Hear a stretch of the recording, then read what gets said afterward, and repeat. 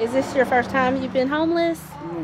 Yeah. Okay. We do a point-in-time count every year in the last 10 days of January to enumerate and assess the needs of those experiencing homelessness in our community. Tonight we'll be doing our sheltered count, which means we'll be out in shelters across our community. Are you homeless due to COVID?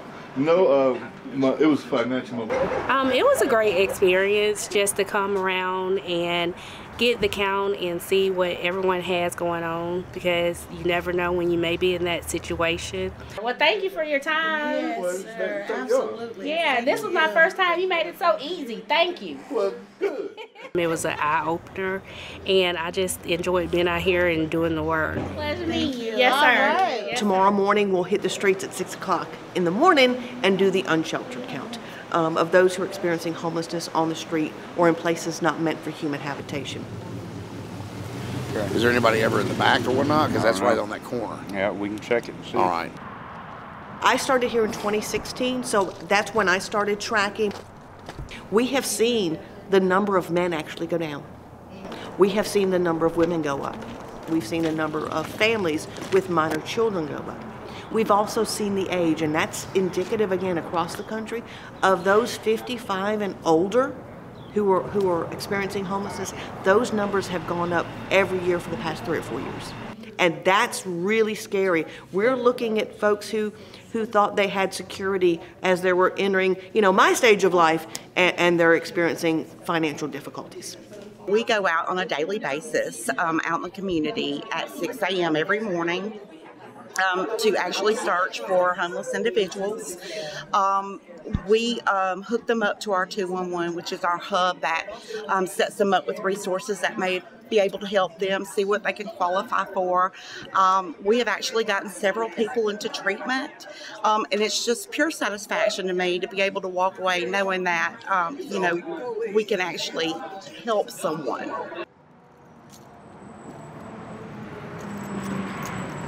Nobody. They're telling us that they need housing and they need resources.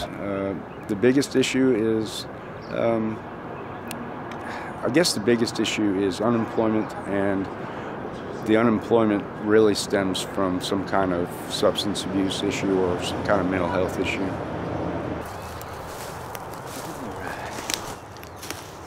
That's an abandoned spot right there. There used to be somebody right there, but they're not there anymore. And a lot of our folks, even our working folks out there, just have a hard time making ends meet. So yeah, United Way is looking into a program called ALICE, which targets folks that are working but are finding it hard to make ends meet. So that we're trying to, provide help for that need. To the landlords out there, I would just like to say, bring some of the rents down so we can get these folks into housing and they can maintain it. The biggest misconception is criminality within the homeless community and violence. The folks that I've met over the 10 years that I've been doing this are just as nice as you and I. Of course, there is some criminal activity with theft and stuff like that, but they're just trying to survive. But overall, it's a decent community that just needs a helping hand to move forward in life.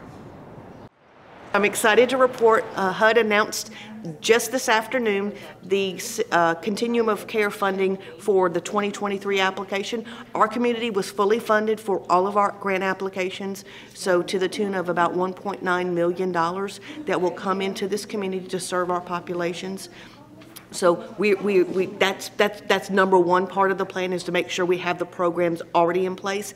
And we're also we're doing a housing needs assessment with our friends over at Georgia Tech to look at what we have now, what we're short, what we're going to need in 5, 10, 15 years, what we're going to need if we got a large manufacturing plant, what that would look like. And we're looking at everything from low-income housing, workforce housing, and luxury housing, and everything in between. Apartments, townhouses, duplexes, you name it. So looking at it from a holistic perspective, and really the thing is if we have the infrastructure, then we can make some real inroads.